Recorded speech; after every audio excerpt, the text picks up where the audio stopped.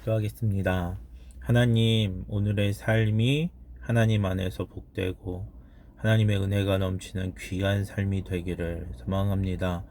주님, 예배하는 심령들 가운데 주의 놀라운 사랑과 은혜를 부어 주시옵소서. 감사드립니다. 거룩하신 예수님의 이름으로 기도합니다. 아멘. 오늘 우리에게 주신 하나님의 말씀 창세기 39장 11절에서 23절까지의 말씀입니다. 11절과 12절의 말씀 두 절을 제가 봉독하겠습니다. 그러던 어느 날 그가 일을 하러 집 안으로 들어갔는데 마침 집 안에 그 집 하인들이 아무도 없었습니다. 주인의 아내가 요셉의 옷자락을 붙잡고 말했습니다. 나와 같이 자자.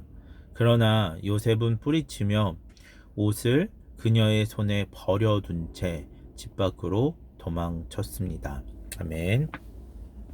오늘 본문의 말씀은 요셉이 보디발의 아내의 유혹을 거절하고 또 그 보디발의 아내의 유혹에 급박한 상황 가운데 보디발의 아내가 옷을 붙잡았을 때 그 옷을 버려둔 채 도망치는 장면이 기록되어 있습니다. 그렇게 옷을 버려둔 채 요셉이 도망가자 요셉을 유혹하려고 했던 보디발 아내의 마음은 유혹에서 증오로 바뀝니다. 그래서 하인들에게 요셉이 자신을 겁탈하려 했다고 그렇게 하인들에게 이야기를 합니다. 그리고 자신의 남편인 보디발에게는 요셉이 당신이 그렇게 신뢰하는 요셉이 나를 겁탈하려고 했고 나를 성폭행하려고 했다라고 고발합니다.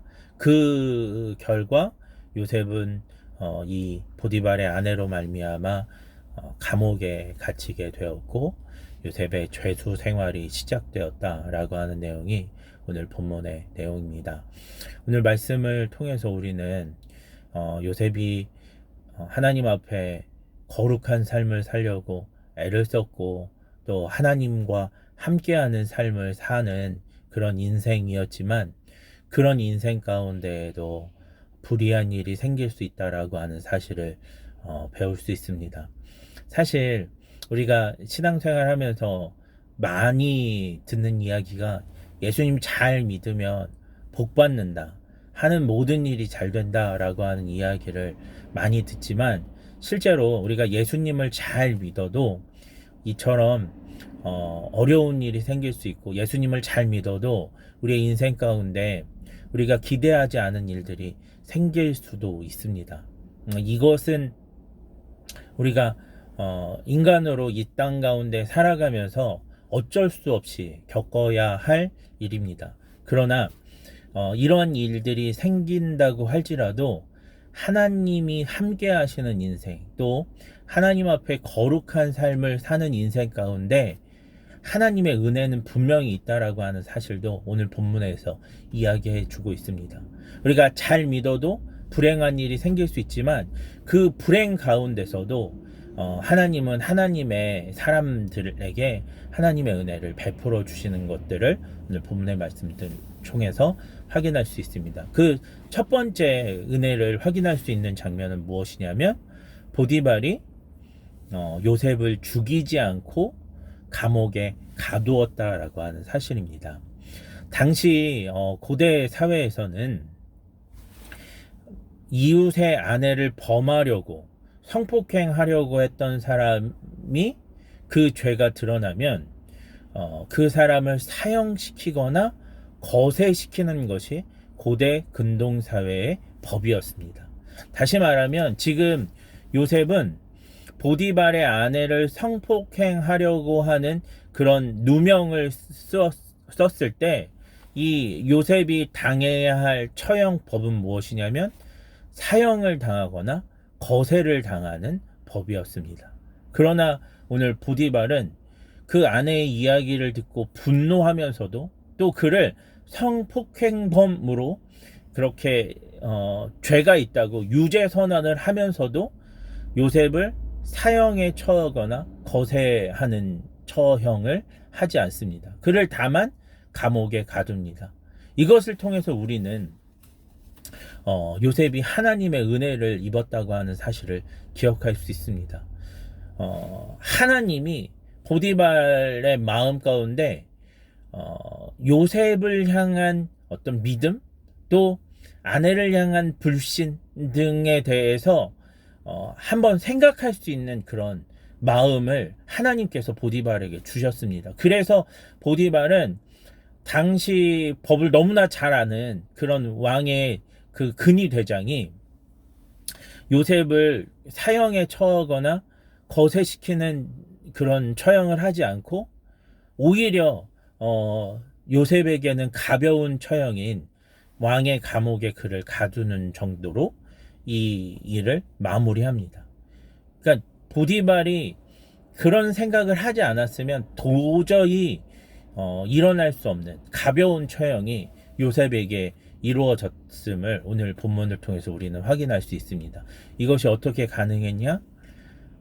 요셉과 함께 하시는 하나님의 은혜로, 하나님께서 보디발의 마음을 움직이셨기 때문에 이 일이 가능했다라고 하는 사실을 알 수 있습니다.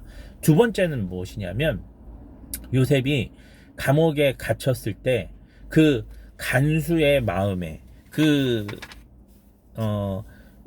감옥을 이렇게 주장하는 간수장에게 은혜를 입게 하셨다라고 하는 내용을 통해서 오늘 요셉이 힘들고 어려운 그런 죄수 생활 가운데에서 그냥 힘들고 어렵게만 살아간 것이 아니라 하나님의 은혜로 보디발의 집에서 노예로서 살아가면서 그냥 평범한 노예가 아니라 그 집안의 감독관이 되었던 것처럼 오늘 그 간수장의 마음에 들어서 오늘 요셉이 그 죄수로서 그 감옥 생활을 했다기보다는 어떤 감옥의 관리로서 그 죄수 생활을 했던 것들을 우리가 살펴볼 수 있습니다.